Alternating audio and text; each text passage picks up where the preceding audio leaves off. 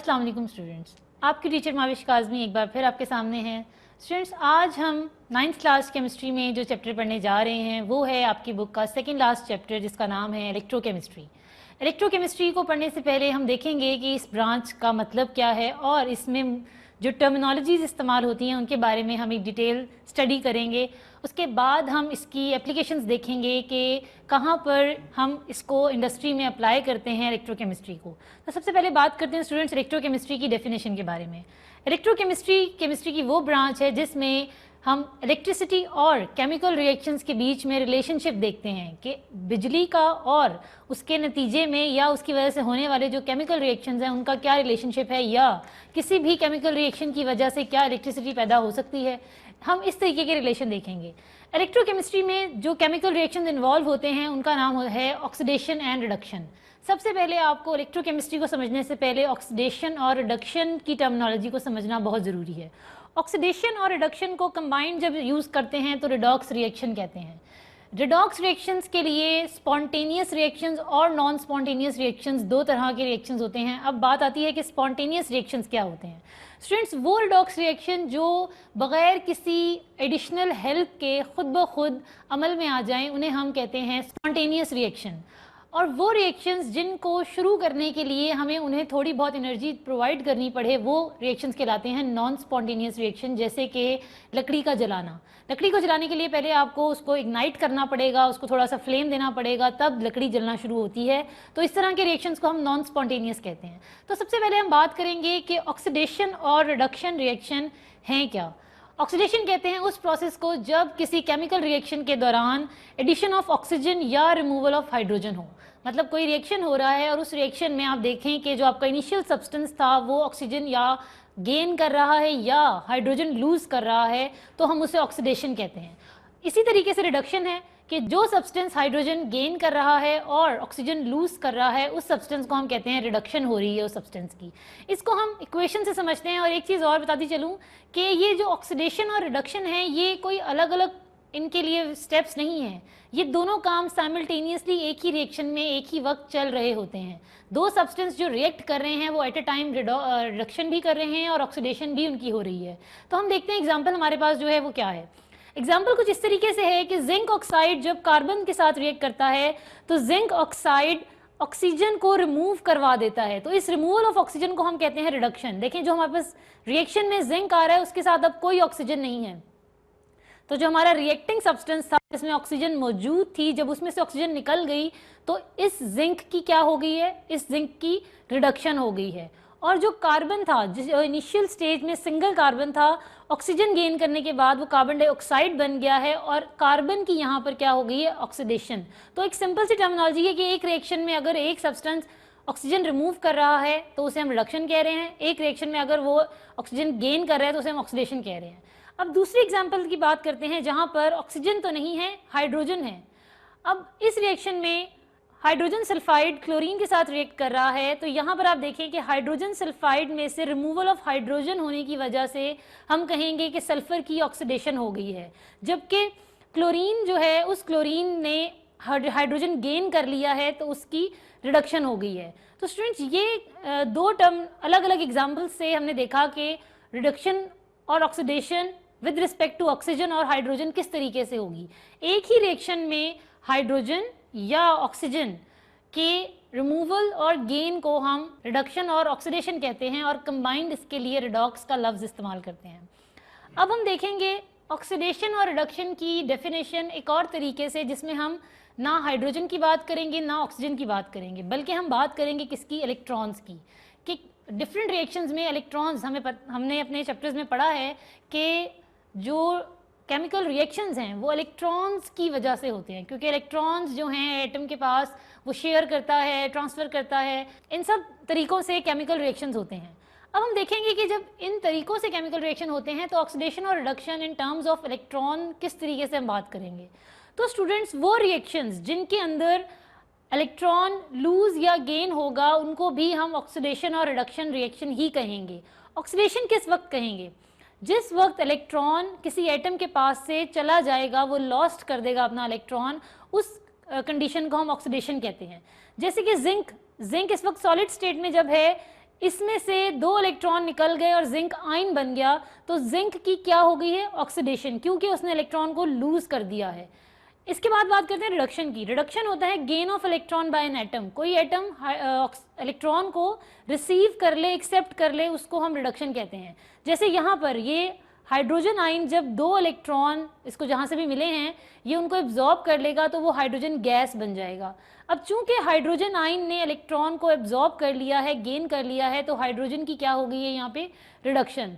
तो हम overall reaction को किस तरह से देखेंगे कि जिंक जिसके पास पहले इलेक्ट्रॉन थे, बाद में उसने इलेक्ट्रॉन लूज कर दिए, तो जिंक की क्या हो गई यहाँ पर? ऑक्सीडेशन। और हाइड्रोजन जिसके पास पहले इलेक्ट्रॉन्स की कमी थी, उसने वो इलेक्ट्रॉन एब्जॉर्ब करके क्या बना दी है? Hydrogen gas. तो इसको हम कहेंगे कि हाइड्रोजन की क्या हो गई है? रिडक्शन। तो ये वो तरीकाकार है जिसमें इलेक्ट्रॉन की वजह से ऑक्सीडेशन और रिडक्शन देखने में आ रही है। स्टूडेंट्स, इसके बाद हम देखने जा रहे हैं कि एक और एग्जाम्पल जिसमें हम प्रॉपर्ली समझने के लिए आसानी रहेगी हमारे कि किस तरीके से in terms of electron oxidation और रिडक्शन को हम डिफाइन कर सकते हैं। हमारे पास दूसरा रिएक्शन है सोडियम और क्लोरीन का। यहाँ पर सोडियम जो है इस वक्त सॉलिड स्टेट में है, अपनी एटॉमिक फॉर्म में है। जब ये सोडियम 2 इलेक्ट्रॉन लूज कर दे, मतलब ये 2 सोडियम के एटम 2 इलेक्ट्रॉन लूज करेंगे, तो इस चीज़ को हम कहेंगे ऑक्सीडेशन। हम कहेंगे सोडियम की ऑक्सीडेशन हो चुकी है। और जब क्लोरीन वही 2 इलेक्ट्रॉन गेन कर लेगा तो हम कहेंगे क्लोरीन की यहाँ पर रिडक्शन हो गई है। तो जो सब्सटेंस इलेक्ट्रॉन लूज कर रहा है उसकी ऑक्सीडेशन हो जाएगी, और जो इलेक्ट्रॉन को रिसीव कर रहा है, एब्जॉर्ब कर रहा है, उसकी रिडक्शन हो जाएगी। तो हमारे पास 3 कॉन्सेप्ट्स आ गए ऑक्सीडेशन और रिडक्शन के, जिनको हम केमिकल रिएक्शंस करते वक्त नोट करेंगे कि कौन कौन सी फॉर्म की ऑक्सीडेशन और रिडक्शन हो रही है। हो सकता है स्टूडेंट्स किसी रिएक्शन में ऑक्सीजन की प्रेजेंस ऑक्सीडेशन और रिडक्शन को डिटरमाइन करवाए। हो सकता है किसी रिएक्शन में सिर्फ ऑक्सीजन हो और उसी की एडिशन और रिमूवल हो रही हो, तो आप उस तरीके से भी ऑक्सीडेशन और रिडक्शन को डिफाइन कर सकते हैं कि वो सब्सटेंस जिनमें ऑक्सीजन ऐड होती है उनकी ऑक्सीडेशन हो रही है, और वो सब्सटेंस जिनमें से ऑक्सीजन की रिमूवल हो रही है वो रिडक्शन हो रही है। रिमूवल ऑफ हाइड्रोजन को हम ऑक्सीडेशन कहते हैं और एडिशन ऑफ हाइड्रोजन को रिडक्शन कहते हैं। लॉस ऑफ इलेक्ट्रॉन अगर कहीं पर हो जाए तो उसे ऑक्सीडेशन कहते हैं। किसी भी केमिकल रिएक्शन में गेन ऑफ इलेक्ट्रॉन को रिडक्शन कहा जाता है। तो स्टूडेंट्स, ये तो थी ऑक्सीडेशन और रिडक्शन रिएक्शंस की डिफरेंट डेफिनेशंस। अब हम देखते हैं ऑक्सीडेशन स्टेट कि जब कोई एटम किसी केमिकल रिएक्शन में हिस्सा ले रहा है तब ये जो ऑक्सीडेशन और रिडक्शन हो रही हैं, जिनकी आपने भी डेफिनेशंस की, इलेक्ट्रॉन को लूज करने को और गेन करने को किस तरीके से डिटरमाइन करेंगे। तो पहले हम देखते हैं कि ऑक्सीडेशन स्टेट या ऑक्सीडेशन नंबर कहते किसे हैं। तो स्टूडेंट्स, ऑक्सीडेशन स्टेट और ऑक्सीडेशन नंबर वो अपेरेंट चार्ज होता है जो किसी एटम के ऊपर रिएक्शन के दौरान आ जाता है। मतलब वो ज़रूरी नहीं है कि वो चार्ज उस पर हमेशा रहे, सिर्फ और सिर्फ जब भी केमिकल रिएक्शंस हो रहे हैं उस वक्त उसके रिएक्शन के दौरान जो चार्ज उसके ऊपर आता है, पॉजिटिव या नेगेटिव, उसको हम कहते हैं ऑक्सीडेशन नंबर। तो स्टूडेंट्स, इसके बारे में बात करेंगे। जैसे कि हमारे पास जो एग्जांपल है वो है HCl की। हाइड्रोजन क्लोराइड की बात करेंगे। हाइड्रोजन क्लोराइड के केस में हाइड्रोजन का जो ऑक्सीडेशन नंबर है वो +1 कहलाएगा और क्लोराइड का जो ऑक्सीडेशन नंबर है वो -1 है, क्योंकि हमें पता है कि जो क्लोराइड होता है वो इलेक्ट्रोनेगेटिव इन नेचर है, वो नेगेटिव आयंस बना सकता है, और हाइड्रोजन ज़्यादातर पॉजिटिवली रिएक्शंस शो करता है। इसके बाद स्टूडेंट्स हम देखने जा रहे हैं रूल्स कि हम किस तरीके से, वो क्या तरीक़ाकार हैं या वो क्या रूल्स हैं जिसके तरीके से हम ऑक्सीडेशन स्टेट को बता सकते हैं। तो स्टूडेंट्स, ये कुछ रूल्स हैं जो कि अगर आपको याद होंगे तो ऑक्सीडेशन स्टेट किसी भी सब्सटेंस की निकालने में आसानी रहेगी। तो इसमें क्या क्या रूल्स हैं, पहले इनकी बात कर लेते हैं। कोई भी एलिमेंट जब अपनी एटॉमिक स्टेट में है या जब अपनी फ्री स्टेट में है तो उसके ऊपर ऑक्सीडेशन नंबर 0 होगा। इसका मतलब ये है स्टूडेंट्स कि अगर हम यहीं कहीं पर कह रहे हैं हाइड्रोजन गैस, मतलब H2 गैस, तो उस वक्त स्टूडेंट उसके ऊपर ऑक्सीडेशन स्टेट क्या होगी? 0 होगी। एटॉमिक स्टेट में या फ्री स्टेट में हम एलिमेंट्स के एटम के ऊपर 0 लिखेंगे जो कि उसकी ऑक्सीडेशन स्टेट है। अब वो एलिमेंट्स जो इलेक्ट्रॉन्स जिनका हमें पता है कि वो इलेक्ट्रॉन गेन करते हैं और लूज करते हैं, हम उनके ऊपर उनकी वैलेंसी के हिसाब से नंबर्स लगाते हैं। अब स्टूडेंट्स बात करते हैं कि पीरियोडिक टेबल में जैसे कि ग्रुप 1 है। ग्रुप 1 हमें पता है कि अल्कली मेटल्स के लिए होता है, तो ग्रुप 1 से जितने भी एलिमेंट्स बिलोंग करते हैं उनकी जो ऑक्सीडेशन नंबर होगा वो +1 होगा, और वो एलिमेंट्स जो कि ग्रुप 7 से बिलोंग करते हैं या ग्रुप 6 से बिलोंग करते हैं उनके लिए हम -1 या -2 इस्तेमाल करेंगे। तो ये चीज़ें हमें पीरियोडिक टेबल से भी हमें बहुत ज़्यादा इंफॉर्मेशन मिलती है। इसके अलावा स्टूडेंट्स हाइड्रोजन जो है वो मेजॉरिटी जो हाइड्रोजन के कंपाउंड्स हैं उनमें हाइड्रोजन +1 ही शो करता है अपना ऑक्सीडेशन स्टेट को। हाइड्राइड के केस में हाइड्रोजन के ऊपर -1 चार्ज आता है। स्टूडेंट्स ये रूल्स हैं, इनको आपको याद रखना पड़ेगा, इनको आपको याद करना पड़ेगा। इसके बाद बात करते हैं ऑक्सीजन की।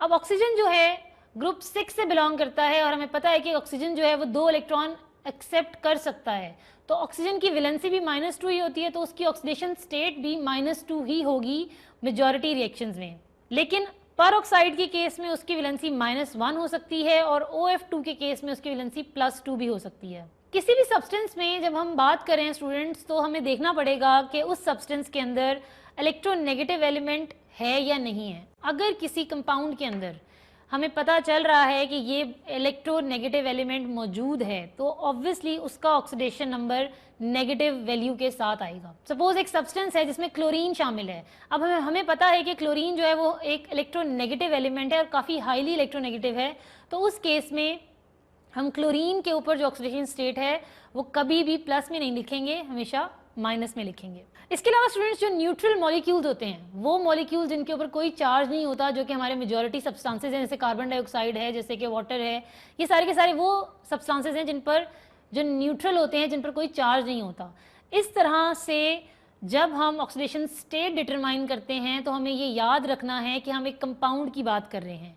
हम एक कंपाउंड के अंदर देख रहे हैं मौजूद एटम्स के ऊपर क्या अपेरेंट चार्ज आ रहा है, तो हमें याद रखना है कि उस पर्टिकुलर सब्सटेंस की ओवरऑल जो हम सुमेशन निकालें या ओवरऑल जो सम अप करें वो 0 होना चाहिए। मतलब हमारा जो कंपाउंड है उसका ओवरऑल जो आंसर है वो 0 आना चाहिए, अंदर ही सारी वैल्यूज़ प्लस माइनस करके कैंसिल आउट हो जाएं, क्योंकि जितने भी मॉलिक्यूल्स हैं न्यूट्रल मॉलिक्यूल्स उनका ऑक्सीडेशन स्टेट 0 होती है, उनकी ऑक्सीडेशन स्टेट। इसके अलावा आइंस में ऑक्सीडेशन स्टेट जो है वो इक्वल होता है चार्ज ऑफ द आइन के। मतलब आइन पर जिस तरह का चार्ज होता है अगर वो किसी जगह पर मौजूद है ऑक्सीडेशन स्टेट में तो उस पर वही चार्ज होगा जो उसकी आयनिक स्टेट में उसकी वैलेंसी है। स्टूडेंट्स अब हम बात करेंगे एग्जांपल्स की। हम बोर्ड पर देखेंगे कि एग्जांपल्स कैसे करनी है। तो स्टूडेंट्स हमारे पास जो पहली यहाँ पर एग्जांपल है वो है कि नाइट्रिक एसिड में नाइट्रोजन की ऑक्सीडेशन स्टेट क्या है, जबकि हाइड्रोजन की ऑक्सीडेशन स्टेट और ऑक्सीजन की हमें गिवन है। हमने देखना है कि HNO3 में नाइट्रोजन की क्या ऑक्सीडेशन स्टेट है। तो स्टूडेंट्स ये हमारा कंपाउंड है HNO3। हमने देखना है कि इस नाइट्रोजन की ऑक्सीडेशन स्टेट क्या है, जबकि जो हमें गिवन ऑक्सीडेशन स्टेट है वो हाइड्रोजन और ऑक्सीजन की दी हुई है। हाइड्रोजन की ऑक्सीडेशन स्टेट हमें दी है +1 और ऑक्सीजन की हमें दी है -2। इन दोनों को इस्तेमाल करते हुए हमें नाइट्रोजन की ऑक्सीडेशन स्टेट निकालनी है। तो स्टूडेंट्स यहाँ पर आपने किस तरीके से इसको करना है कि हाइड्रोजन जो है उसके ऊपर +1 चार्ज आएगा, नाइट्रोजन का हमें नहीं पता, ऑक्सीजन जिसके 3 मॉलिक्यूल्स हैं -2 के हिसाब से हम 3 करेंगे तो कितने बनेंगे, तो कुछ इस तरीके से होगा कि ये तो +1 रहेगा, ऑक्सीजन कितना हो जाएगा -6। तो स्टूडेंट्स ये देखिए हम जब यहाँ पर -6 और +1 करेंगे तो हमारे पास रिमेनिंग क्वांटिटी बनी 6 की। तो यहाँ पर +6 होना ज़रूरी है ताकि ये पूरा का पूरा कंपाउंड 0 शो करे अपनी वैलेंसी। अब हम ज़रा सम अप करते हैं वैल्यूज़ को, +1 +5 एंड -6, तो इसका आंसर आएगा 0। तो इसका मतलब क्या है कि नाइट्रोजन की ऑक्सीडेशन स्टेट यहाँ पर कितनी है, +5 है। इसके बाद स्टूडेंट हम अपनी अगली एग्जाम्पल देखते हैं जो कि है सल्फ्यूरिक एसिड।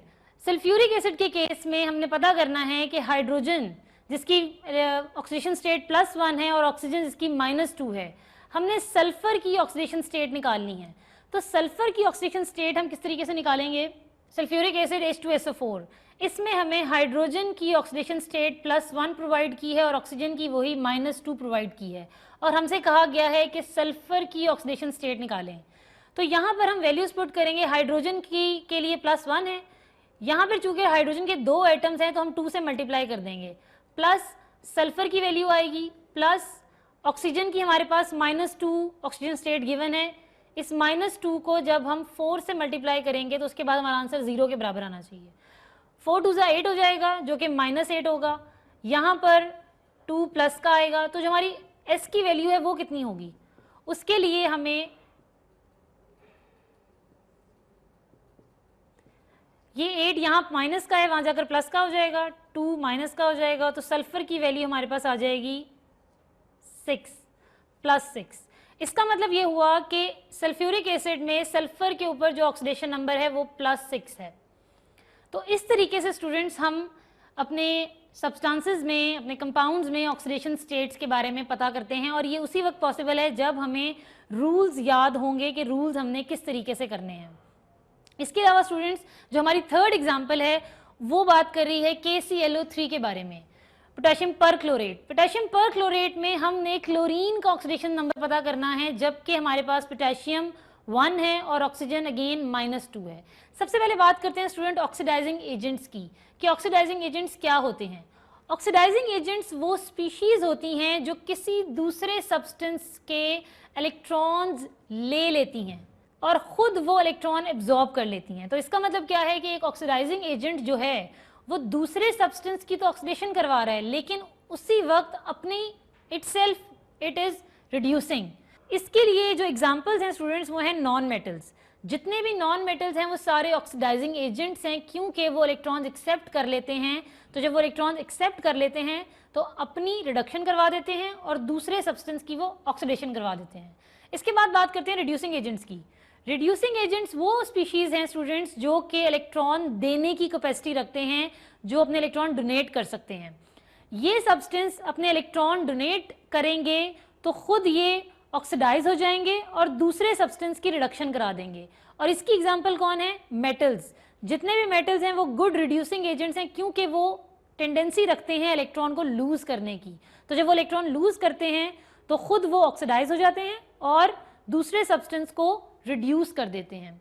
अब हम देखेंगे साइमल्टेनियसली ऑक्सीडेशन रिडक्शन रिएक्शन में कि कौन ऑक्सीडाइज हो रहा है, कौन रिड्यूस हो रहा है, कौन ऑक्सीडाइजिंग एजेंट है और कौन रिड्यूसिंग एजेंट है।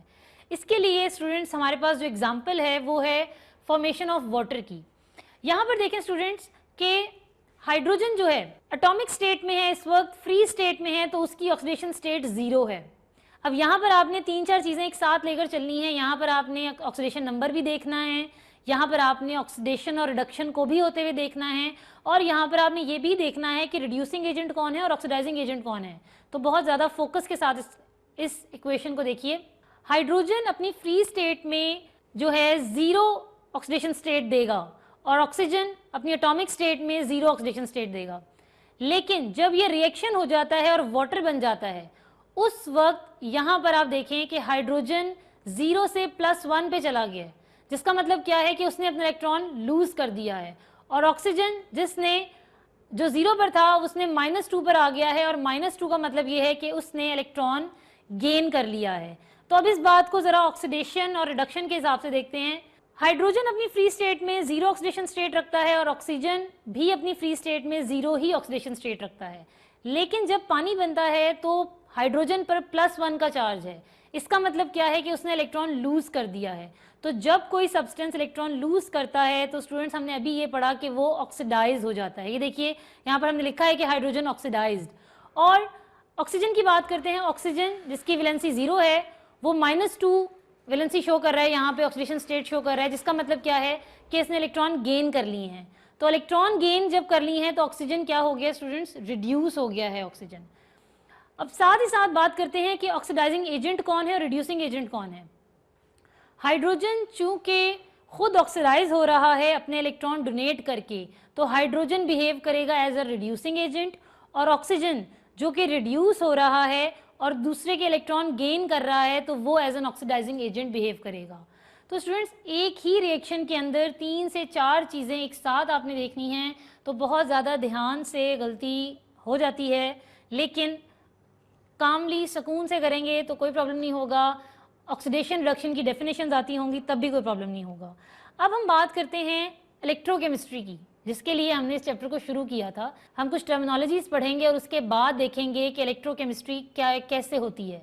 तो अब वो चीज़ हमने पढ़नी है कि इलेक्ट्रोकेमिस्ट्री जो है उसको करने के लिए जो ऑपरेटर्स चाहिए उसे हम कहते हैं इलेक्ट्रोकेमिकल सेल।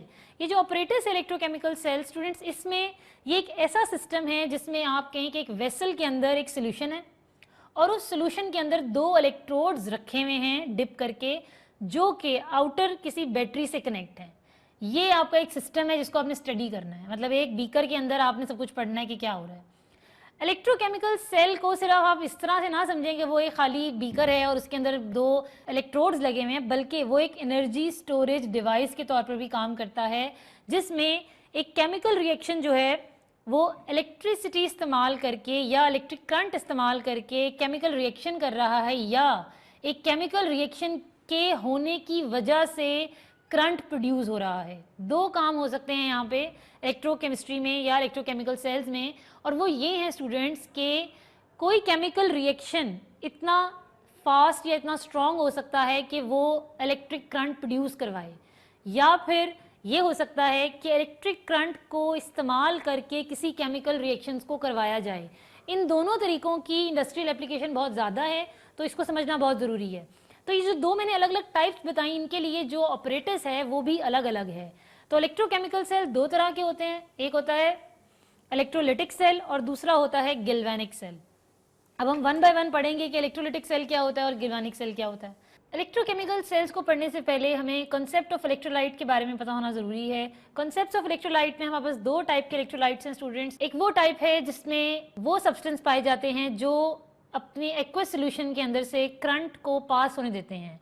ऐसे जितने भी सब्सटेंस हैं उन सबको हम इलेक्ट्रोलाइट्स कहते हैं, जैसे कि सॉल्ट सॉल्यूशंस, एसिड्स, बेसेस, ये सारे के सारे वो सब्सटेंसेस हैं जो करंट को पास करते हैं, कंडक्ट करते हैं, ये सारे इलेक्ट्रोलाइट कहलाते हैं। नॉन इलेक्ट्रोलाइट हम उन सब्सटेंसेस को कहते हैं जो करंट को पास नहीं करने देते किसी भी फिजिकल कंडीशन में, फिजिकल स्टेट में, जैसे कि sugar solution and benzene solution. इसके बाद देखते हैं टाइप्स ऑफ इलेक्ट्रोलाइट, वो सब्सटेंसेस जो करंट को कंडक्ट करवा सकते हैं, उनकी भी 2 टाइप्स हैं further, strong electrolyte and weak electrolyte. Strong electrolyte वो सब्सटेंसेस हैं जो कि पानी में कम्प्लीटली आयनाइज हो जाते हैं और कंडक्ट करते हैं इलेक्ट्रिसिटी को, और उनके बहुत ज़्यादा आयंस प्रोड्यूस होते हैं पानी में, जैसे कि स्ट्रॉन्ग इलेक्ट्रोलाइट की एग्जांपल में हम देंगे सोडियम क्लोराइड, सोडियम हाइड्रोक्साइड और सल्फ्यूरिक एसिड।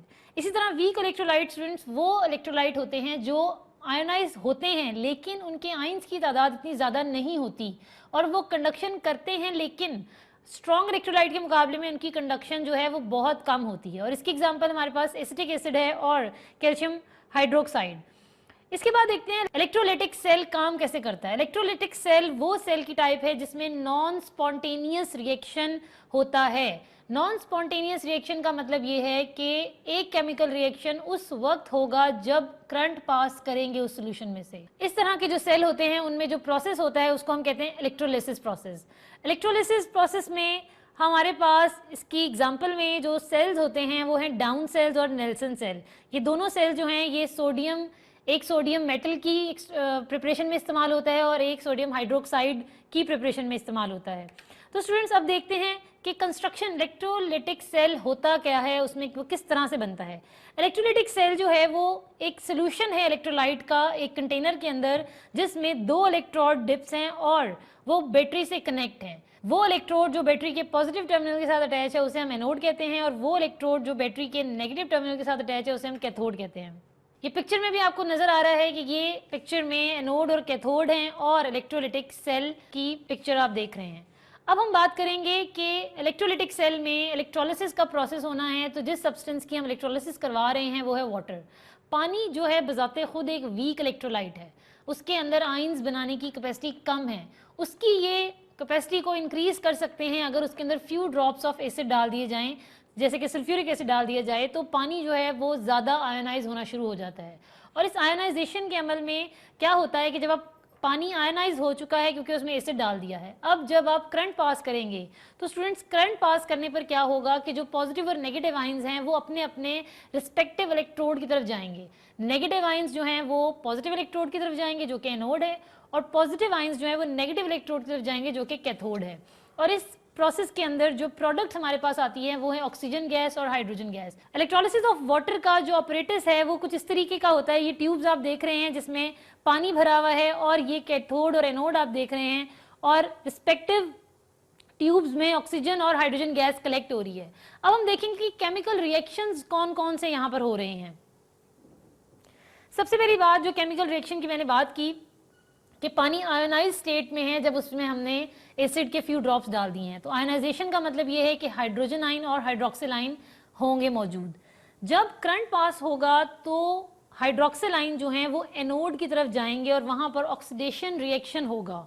ये देखिए स्टूडेंट्स कि एनोड पर ऑक्सीडेशन रिएक्शन का मतलब ये है कि ये OH वहाँ पर इलेक्ट्रॉन रिलीज करेगा और ये 4 इलेक्ट्रॉन रिलीज हो रहे हैं। हाइड्रोजन आयन कैथोड की तरफ जाएंगे और कैथोड पर ये इलेक्ट्रॉन को गेन करेंगे, इनकी रिडक्शन होगी और ये इलेक्ट्रॉन गेन करने के बाद हाइड्रोजन जो है वो हाइड्रोजन गैस की फॉर्म में कलेक्ट होना शुरू हो जाएगा। तो ओवरऑल रिएक्शन हमारा क्या है कि पानी जो है वो टूट के रिस्पेक्टिव हाइड्रोजन और ऑक्सीजन गैस बना रहा है। तो स्टूडेंट्स ये तो था इलेक्ट्रोलिटिक सेल। इसके बाद हम बात करेंगे गिल्वेनिक सेल की। ये दूसरी तरह का इलेक्ट्रोकेमिकल सेल है जिसमें स्पॉन्टेनियस रिएक्शन की वजह से इलेक्ट्रिक करंट जनरेट होता है। इलेक्ट्रोलिटिक सेल में आपने ये देखा था कि करंट पास करने से केमिकल रिएक्शन हो रहा था। अब आप ये देखेंगे कि केमिकल रिएक्शन की वजह से इतना वोल्टेज जनरेट होता है कि हम उसको इलेक्ट्रिक करंट कहते हैं कि इलेक्ट्रिक करंट जनरेट हो रहा है। इस तरह के सेल्स की जो प्रैक्टिकल एप्लीकेशन है वो है डेनियल सेल। तो पहले हम देखेंगे कि ये डेनियल सेल जो है इसकी कंस्ट्रक्शन क्या है, किस तरीके से होता है। तो स्टूडेंट्स गिल्वेनिक सेल या डेनियल सेल जो है वो 2 सेल्स पर मुश्तमिल होता है। हर सेल को हम हाफ सेल कहते हैं। ये जो हाफ सेल्स हैं दोनों, ये एक सॉल्ट ब्रिज के साथ जुड़े हुए हैं। सॉल्ट ब्रिज एक बेंड यू ट्यूब है जिसके अंदर हमने सॉल्ट को भर रखा है उसकी जेली कंडीशन में। ये जो सॉल्ट ब्रिज है ये क्या काम करेगा, इसका फंक्शन हम अभी देखते हैं। पहले हम बात करेंगे इस हाफ सेल की। इन हाफ सेल्स में रिस्पेक्टिव सोल्यूशन है जो आयनाइज होगा, इलेक्ट्रोलाइट है। यहाँ पर सपोज जैसे कि अब ये जो हमने लेबल हुआ है जिंक सल्फेट का 1 मोलर सोल्यूशन है और यहाँ पर कॉपर सल्फेट का 1 मोलर सोल्यूशन है। और जो इलेक्ट्रोड्स हैं जिंक सल्फेट में जिंक इलेक्ट्रोड है और कॉपर सल्फेट में कॉपर इलेक्ट्रोड है और एक एज ए एनोड बिहेव करेगा, एक एज ए कैथोड बिहेव करेगा। लेकिन स्टूडेंट्स यहाँ पर एक चीज़ जो देखने वाली है वो ये है कि इलेक्ट्रोड्स जो हैं वो किसी बैटरी से अटैच नहीं है बल्कि एक वोल्ट मीटर से अटैच हैं। ये वोल्ट मीटर क्या मैयर करेगा, ये मैयर करेगा जब रिएक्शन होगा तो कितना करंट जनरेट होगा, ये वोल्ट मीटर ने मैयर करना है। अब हम बात करते हैं सॉल्ट ब्रिज का क्या फंक्शन है। वो जो यू ट्यूब बेंड हुई रखी हुई है 2 हाफ सेल्स में, उनका क्या फंक्शन है। पहली बात ये कि उसमें होता क्या है, वो खाली ट्यूब नहीं होती, वहां पर एक सैचुरेटेड सोल्यूशन होता है एक स्ट्रॉन्ग इलेक्ट्रोलाइट का जिसको जेली कंडीशन में थोड़ा स्टिफ हालत में उसके अंदर भरा जाता है। यू ट्यूब के दोनों एंड्स जो हैं वो ग्लास वूल से सील किए जाते हैं पोरस मटेरियल से।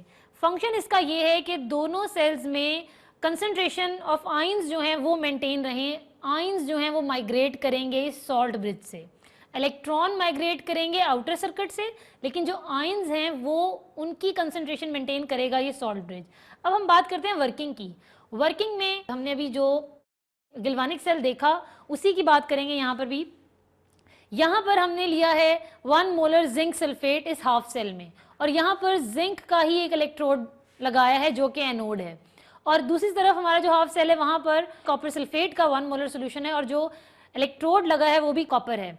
तो स्टूडेंट्स जिंक जो है उसकी एबिलिटी ये बहुत ज़्यादा है कि वो जल्दी इलेक्ट्रॉन रिलीज कर देता है, कॉपर इलेक्ट्रॉन लेट रिलीज करता है, इसलिए जिंक की ऑक्सीडेशन पहले हो जाएगी। जब जिंक की ऑक्सीडेशन होगी तो इसका मतलब यह है कि जिंक इलेक्ट्रॉन लूज कर देगा। ये इलेक्ट्रॉन इस आउटर सर्किट से होते हुए इस कॉपर इलेक्ट्रोड के पास जाएंगे। तो जब इलेक्ट्रॉन मूव करेगा तो हमें पता है कि इलेक्ट्रिसिटी की डेफिनेशन क्या है, मूवमेंट ऑफ इलेक्ट्रॉन। तो जब यहाँ से इलेक्ट्रॉन मूव करेंगे तो वोल्ट मीटर की जो नीडल है वो डिफ्लेक्शन शो करेगी किसी डायरेक्शन में, जिससे हमें पता चलेगा कि इस केमिकल रिएक्शन की वजह से इतना करंट जा रहा है। अब स्टूडेंट्स यहाँ पर जो केमिकल रिएक्शन होंगे वो क्या हैं, वो कुछ इस तरीके से हैं कि जो हाफ सेल एनोड वाला है वहाँ पर ऑक्सीडेशन होगी, जिंक अपने 2 इलेक्ट्रॉन लूज करेगा और वो इलेक्ट्रॉन आउटर सर्किट से होते हुए वोल्ट मीटर में से गुजरते हुए कॉपर इलेक्ट्रोड तक जाएंगे जो कि कैथोड है। वहाँ जाकर ये कॉपर इन 2 इलेक्ट्रॉन को एब्जॉर्ब कर लेगा और कॉपर सॉलिड फॉर्म में उस कॉपर के ऊपर जमा हो जाएगा। तो ये 2 जो हमारे हाफ सेल्स हैं इनकी अगर ओवरऑल रिएक्शन की बात करें तो वो किस तरीके से है, वो कुछ ऐसे है कि जिंक और कॉपर जब रिएक्ट करेंगे तो जिंक पहले सॉलिड स्टेट में है, कॉपर आयनिक स्टेट में है, लेकिन रिएक्शन होने के बाद जिंक आयनिक स्टेट में आ जाएगा, कॉपर सॉलिड फॉर्म में सॉल्यूशन के अंदर उसकी कंसंट्रेशन मेंटेन रहेगी। अब हम स्टूडेंट्स देख लेते हैं फाइनली कि इलेक्ट्रोलिटिक सेल और गैल्वानिक सेल का कंपैरिजन देख लेते हैं कि क्या क्या इनका डिफरेंस है या क्या क्या इनके अंदर सिमिलैरिटीज़ हैं। इलेक्ट्रोलिटिक सेल जो है स्टूडेंट्स वो सिंगल कंप्लीट सेल है जो कि बैटरी से कनेक्टेड है। गैल्वानिक सेल 2 हाफ सेल हैं और सॉल्ट ब्रिज के थ्रू कनेक्टेड हैं। और इसके अलावा इलेक्ट्रोलिटिक सेल में एनोड के ऊपर पॉजिटिव चार्ज है, कैथोड पर नेगेटिव चार्ज है, लेकिन गैल्वानिक सेल में एनोड पर नेगेटिव चार्ज होता है और कैथोड पर पॉजिटिव चार्ज होता है। इलेक्ट्रिकल एनर्जी जनरेट होती है गैल्वानिक सेल में और इलेक्ट्रोलिटिक सेल में हम इलेक्ट्रिकल एनर्जी को यूज करके केमिकल रिएक्शन करवाते हैं। करंट जो है वो इस्तेमाल होता है, नॉन स्पॉन्टेनियस रिएक्शन है ये, और गैल्वानिक सेल एक स्पॉन्टेनियस रिएक्शन है जिसमें रिडॉक्स रिएक्शन की वजह से करंट जनरेट होता है। तो स्टूडेंट्स ये तो था इलेक्ट्रोलिटिक सेल्स और इलेक्ट्रोकेमिकल सेल्स के बारे में हमने बात की। हमारा चैप्टर अभी कंप्लीट नहीं हुआ है, हमने अभी सिर्फ हाफ कॉन्सेप्ट किया है। हमने अभी इसकी इंडस्ट्रियल एप्लीकेशन देखनी है कि इंडस्ट्री में ये जो इलेक्ट्रोकेमिस्ट्री है ये किस तरीके से इस्तेमाल होती है और इससे हम कौन कौन से यूज़फुल सब्सटेंसेस हासिल कर सकते हैं। तो हमारा ये चैप्टर अभी कंटिन्यू है, इंशाल्लाह ताला नेक्स्ट लेक्चर में इसको कंप्लीट करेंगे। इसके साथ ही अपनी टीचर को इजाज़त दीजिए। अल्लाह हाफिज़।